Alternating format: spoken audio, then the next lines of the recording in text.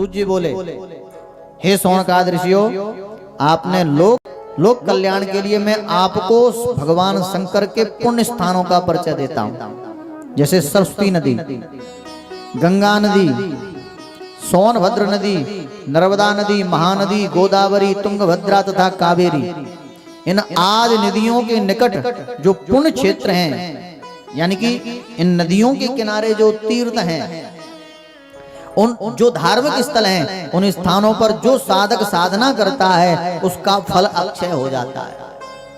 यानी इन नदियों के किनारे जो तीर्थ हैं, उन तीर्थों में, उन मंदिरों में जाकर के जो भगवान शंकर की पूजा करता है, उस पूजा का फल कभी नष्ट नहीं होता। वो आदि अनादि काल के लिए, हमेशा के लिए कैद हो जाता है, अक्षय हो जाता है। पर देखिए, साधक को एक बात का ध्यान रखना चाहिए, तीर्थ स्थान में जितना ज्यादा पुण्य मिलता है, जैसे घर में हम भगवान शंकर की पूजा करेंगे तो घर से ज्यादा फल कहाँ मिलता है? मंदिर में। घर से 10 गुना फल मिलेगा मंदिर में, मंदिर से 10 गुना फल मिलेगा नदी के किनारे, और नदी के किनारे से भी 50 गुना फल मिलता है तीर्थ में। यानी कि तीर्थ में बहुत ज्यादा फल मिलता है पूजा का। तो देखिए, जो फल तीर्थ में ज्यादा मिलता है वही फल नुकसान भी करता है। कैसे? जैसे हमने तीर्थ में धर्म किया तो फल ज्यादा मिला, इसी प्रकार अगर हम कहीं जाकर के तीर्थ में भूल चूक कर दें, गलती कर दें, पाप कर दें, तो वो पाप भी वज्र के समान हो जाता है। हमारे शिव पुराण में लिखा है, पुण्य क्षेत्रे कृतम पापम तीर्थ क्षेत्रे विनश्यते, तीर्थ क्षेत्रे कृतम पापम वज्रलेखो भविष्यते।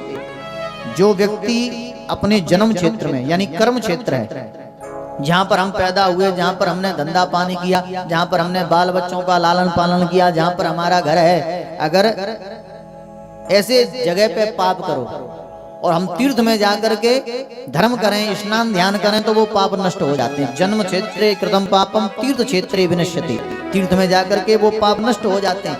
पर अगर हमसे कहीं भूल में भी तीर्थ में पाप हो जाए तो क्या होता है? तीर्थ क्षेत्रे कृतम पापम वज्रलेखो भविष्यते, यानी तीर्थ में किया हुआ पाप वज्र के समान हो जाता है।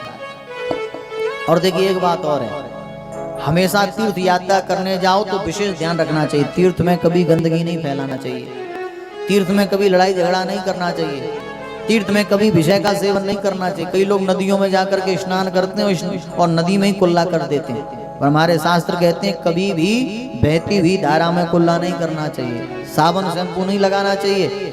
यहाँ तक लिखा है हमारे शास्त्र में, कभी वस्त्रों को भी नहीं धुलना चाहिए। तीर्थ के किनारे कभी शौच क्रिया नहीं करना चाहिए। नदियों के किनारे जो जगह होती है वो पवित्र मानी गई है, वो साधना के लिए सबसे श्रेष्ठ है। इसलिए इन जगहों पर जो पाप करता है उसे भयंकर पातक लगता है, ये हमारा शास्त्र कहता है। बोल वृंदावन बिहारी लाल की जय हो।